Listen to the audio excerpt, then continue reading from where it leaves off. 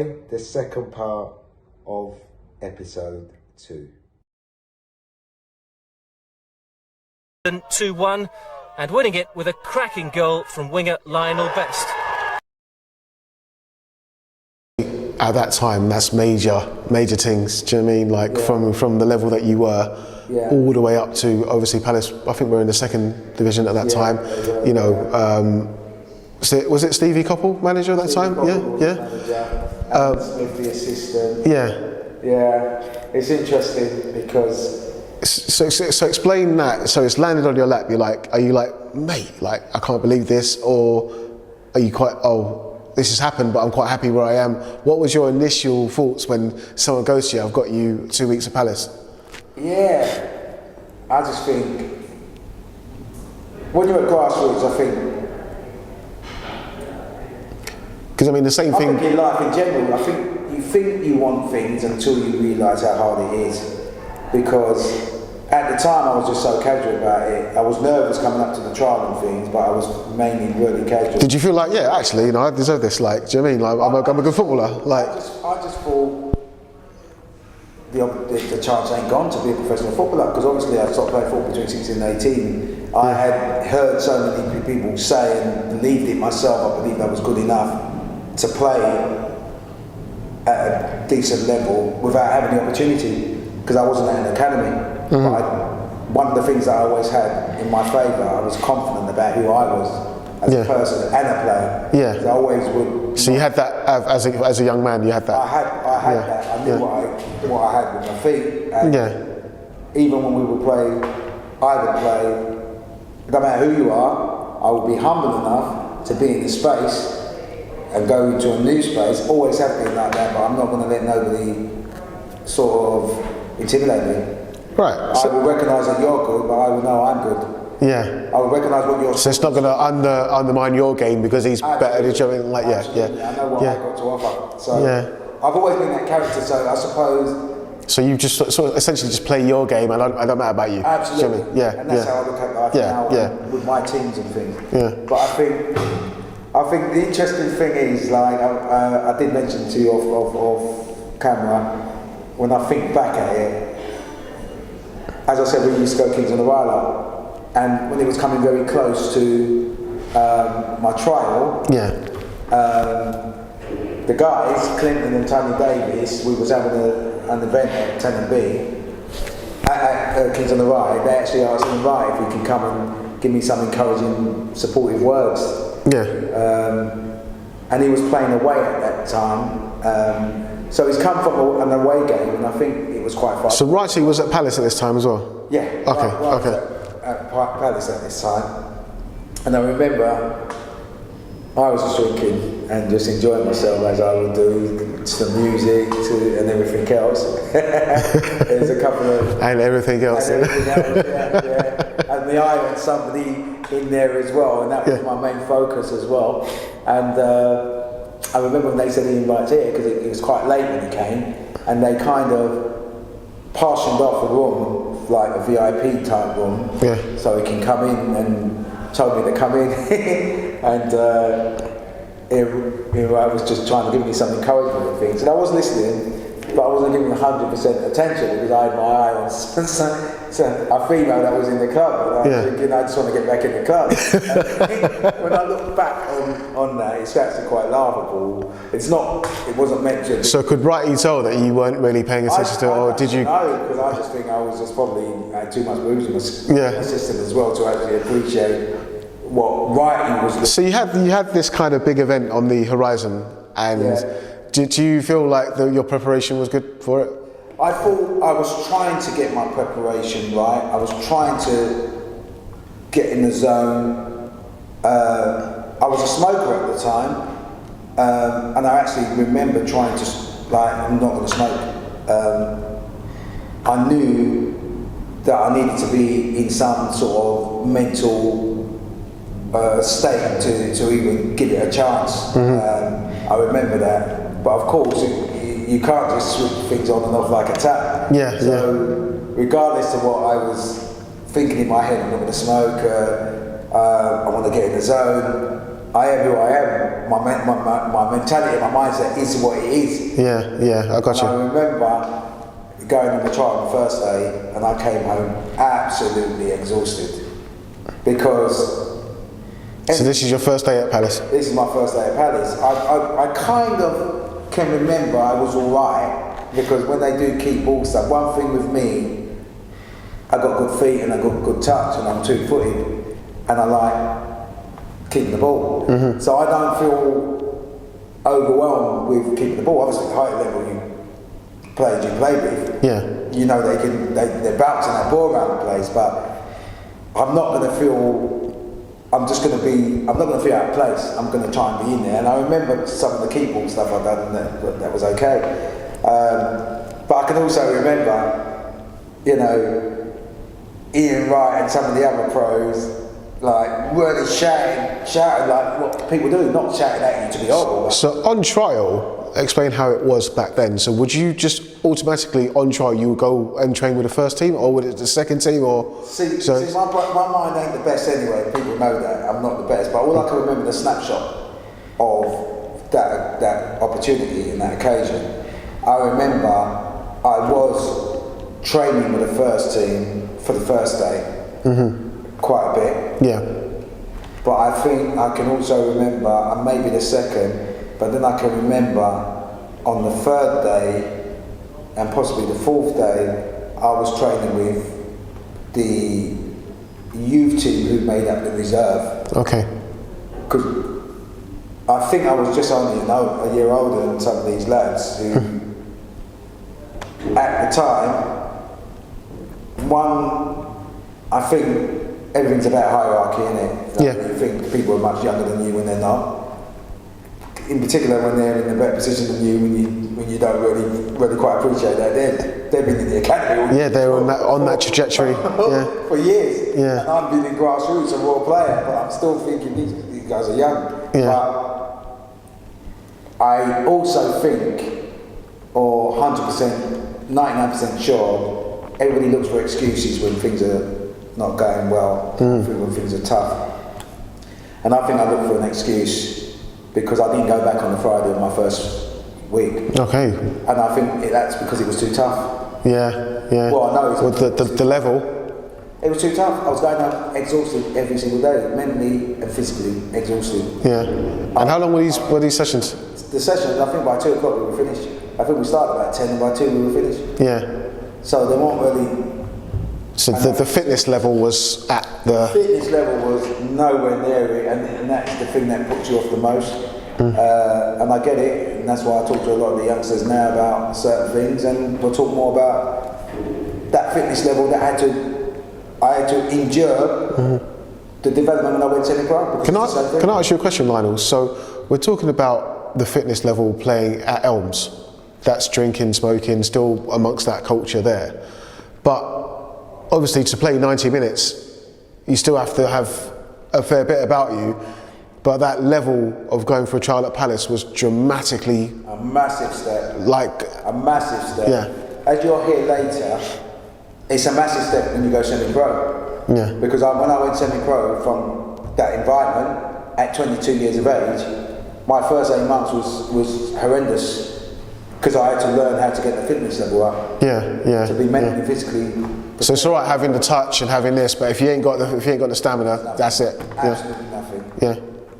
But you know, the interesting thing about how I was lying to myself or kidding myself, I said to myself when I was driving up there on the Friday, "No, I'm not going." Wow. I said, "Alan Smith's not looking at me. He's put me with the kids. He's ignoring me." So you didn't think it was all just part of the journey? You were like, no. You were a bit slightly offended? I don't even think it was arrogant. I just think I was searching for a reason not to go. Yeah, I got you. It was too tough. It was actually too tough. And when I was saying they put me with the kids, you know, the youngsters that they put me with... Good players. ...were people that not only had done more than me, because they went through the academy, but they turned out to be very good pros. Yeah. I'm talking about people like John Solarco. I'm talking about Gareth Southgate. Yeah. Turned out to be an England manager. Yeah. Turned out to be a great pro. Yeah. Good leader on the pitch for not just Palace, other teams. I'm talking about Chris Coleman. Yeah. These are the players I can remember. You were amongst these players. Amongst these players. Yeah. And they're the ones I was putting in the category. I mean, they've all gone on to have stellar careers, mate. Yeah. You know, Yeah. but I think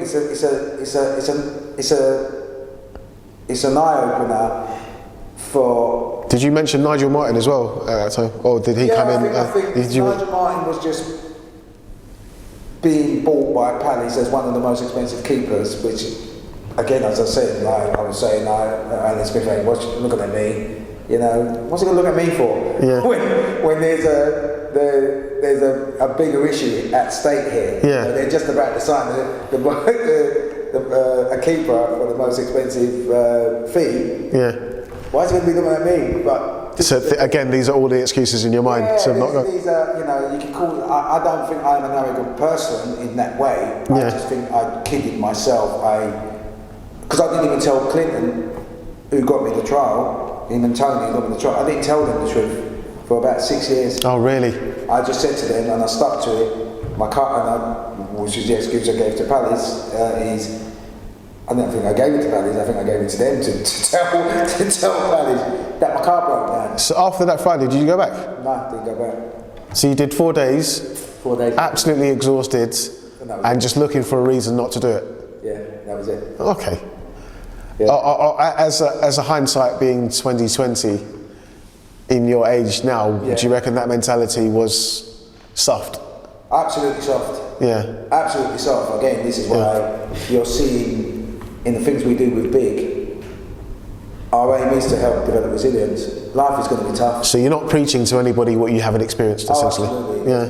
There's more about resilience and things in my life journey that I can see that you have to go and live through it, and you have to do it. You know, they're not empty words. They're things that you have to go through it. So you know how hard it is. You know, I will talk about the transition from grassroots to senior level football, which was semi-pro. Mm-hmm. You know, and I understand it. That's why when I'm talking to grassroots players now, I can see where they're at because I was there. Yeah, I completely get that now. Yeah. When I'm speaking to them, Yeah. I know they don't quite get it. Yeah, because you didn't. Because I didn't. Yeah. That's a great place to come from. I will be transparent and I won't stop because there's a lot of people that's got great ability, and I spoke to you about a lot of people that was in the arms. We see a lot of people on grassroots. I speak to parents all the time that their kids are being. They're at development centres, they're at this, they're at that, and they're almost like a panic there that something's got to happen, but they're only 10 and 11. You know, don't rush it. It's about development. You've got to develop up here, and Like every one of them kids, you can tell, like anyone of teenagers or even the pros, they talk about in the pro game, you don't reach your peak until you get 28. So even though you're talented players in pro football, you are still learning. Yeah. Still learning the game. I hear it. You know, we see a lot of that in more of our flair players, because again, it's not just about what you can do. One thing I learned through the coaching journey, difference between technique and skill is technique is knowing how to do something, skill is knowing when to do it and where. Yeah, that's it. Yeah, Again, like you see that a lot of our flair players that we see come onto the pro scene at such a young age, there's always a comment or a view about their final product. Every footballer that does punditry and always sort of says that there's a time to do something and you don't do it. Yeah. So I really get that principle. You do. Yeah, and you watch people. I look at Sterling, for example, and I watched Sterling when he first came on the scene, and he was like fire. Yeah. You know, and you used to hear a lot about his decision making.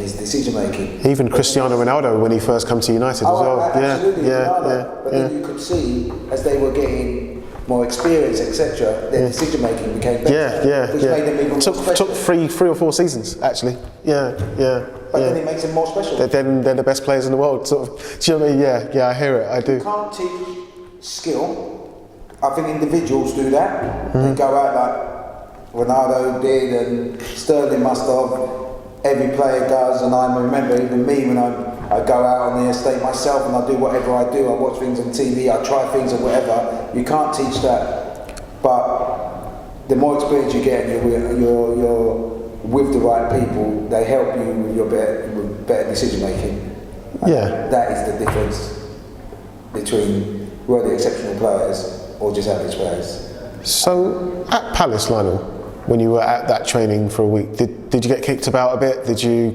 Was it just like was the level just like, was it just too much for you? I must have got kicked about that, but that never phases me. I've always been little. I've always had little legs. They called me lots of nicknames. Because I'm just trying to wonder what was such the deterrent to you. It was tough and hard. Yeah. This is what I'm saying. People. When I went to semi-pro football, and this could probably put it into context, you have to learn to run all the time, not just run when you want to run. Yeah. When you play grassroots football, you run when you want to run. Okay. Because sometimes it's not picked up by the coaches, etc. A lot of things is more off the cuff, individuality that gel together. Like we were a great side at Elms, but did we get coached? No, we didn't. We just had good players. Yeah. We just gelled together very well. Yeah, yeah. But when you start going and playing senior level football, Everyone's you've got to do a lot of work. Everyone's got a job.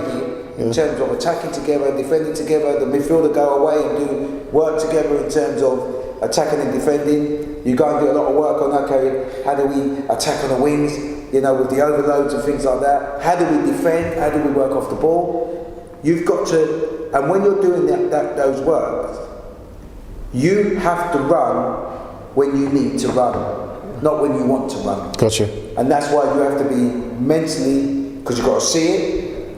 And sometimes when you see it, and if you're not physically fit, you can't do it. Yeah. And there's other times when you're running around, because you've got a lot of energy, but mentally your brain's gone. Yeah, so you're just running. Doing the right thing, running around like Exhausting yourself. Yeah, get so it. you've got to think while you're running.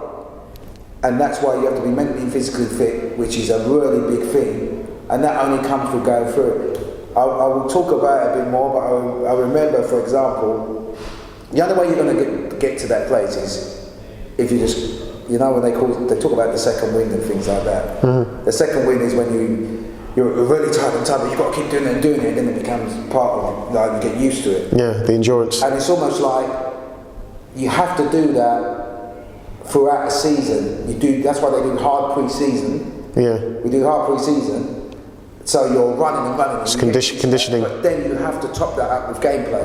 Yeah. I hear it. Pre-season alone, it's not enough if you're not playing games and going through it. And I remember when I first started playing for Dulwich, I'm now thinking, well, I'm not going to say too much about it, but it seems appropriate. I was so tired in my first few games, my first games for the first 3 or 4, 5 months. I know what I'm talking about. Mainly, most of those I was coming on a sub. I wasn't even starting. But I remember one of the games I started midweek in the cup game. I remember I was so exhausted, and my manager was just about to do a sub.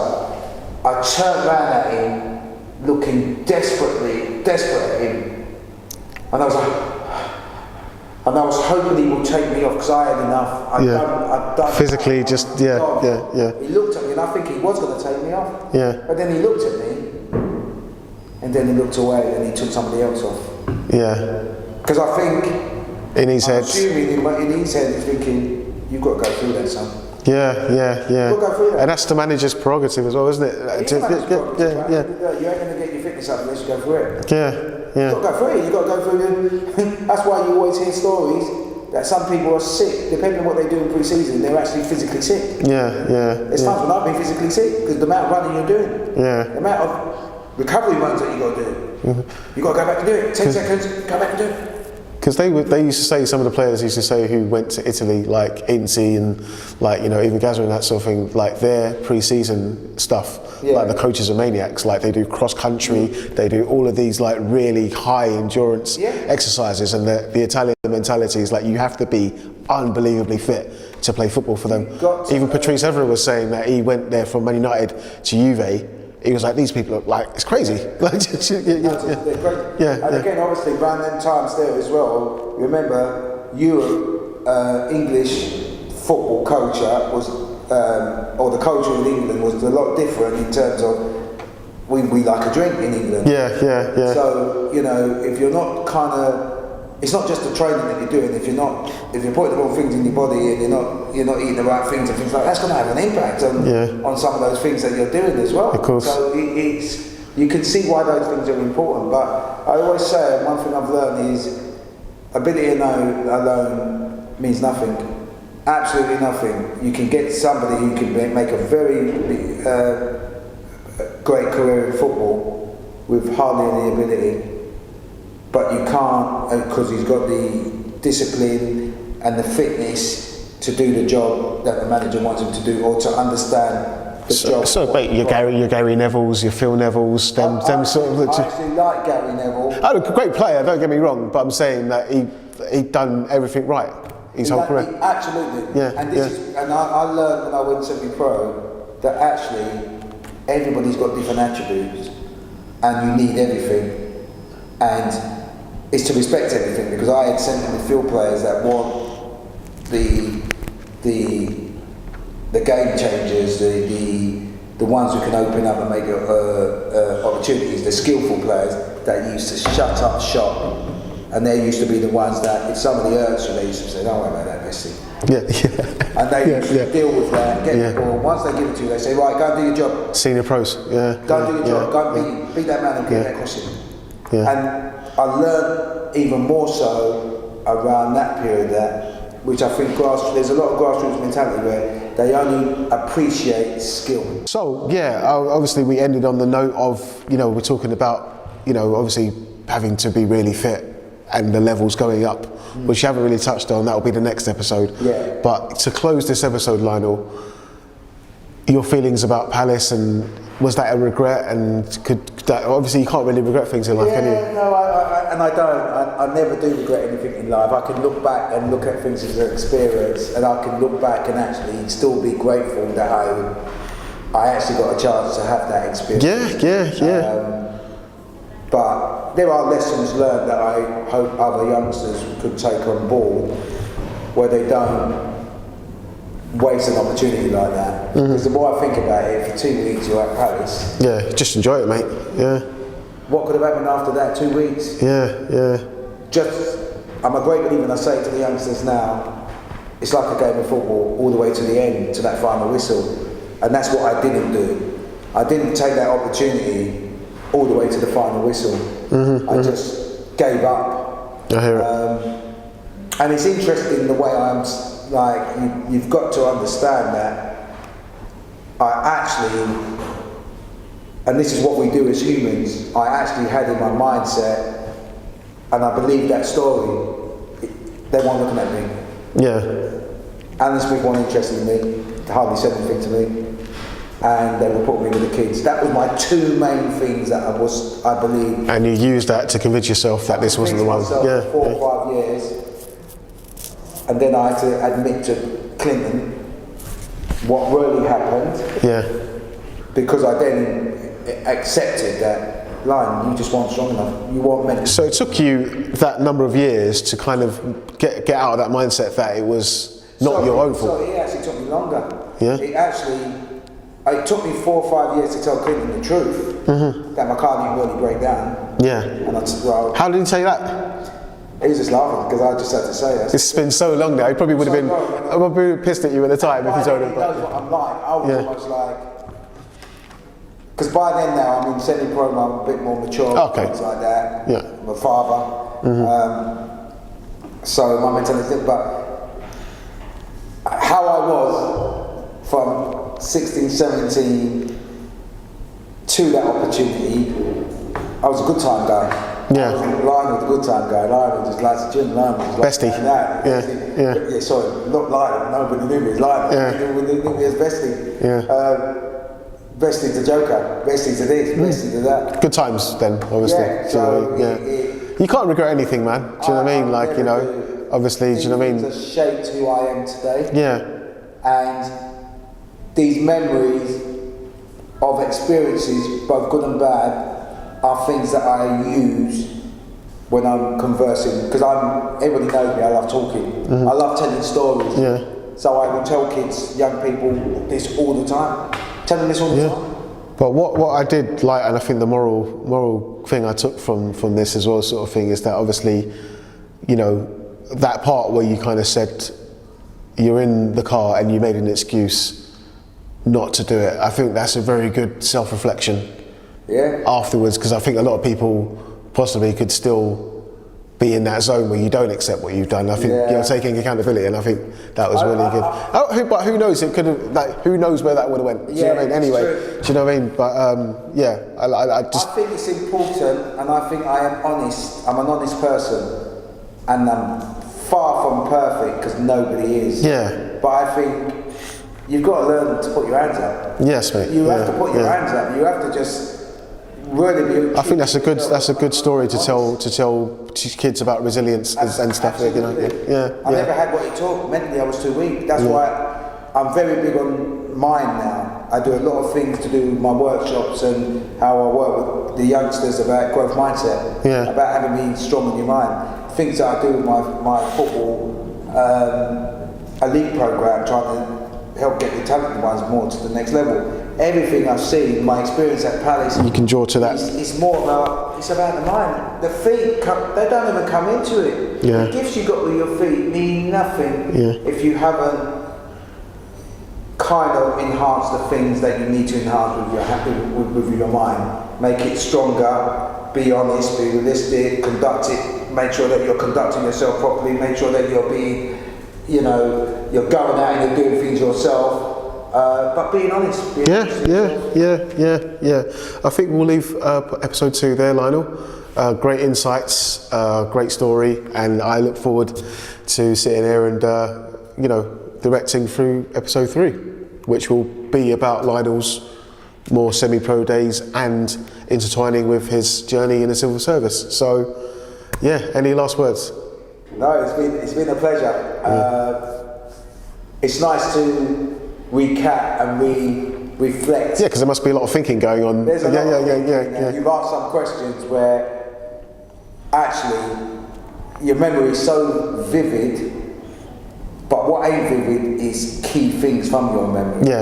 You've asked me about the actual trial. I can't remember a lot about the trial, but what I can remember is a few things. One thing was, you do always do alright with the keyboard sessions, Ryan, and you did. I can hear Ian Wright's voice and some of the others. Once we're playing, doing the sessions, the keyboard and that, and they're being very loud and shouting at you and calling your name. I can remember that, and I can remember the bits that we've just spoken about in terms of how you guard yourself from the truth. And that's how the human mind is. Absolutely. But it's been great to reflect and remember and recap. All good stuff. All right, so that's sayonara for me. Take care.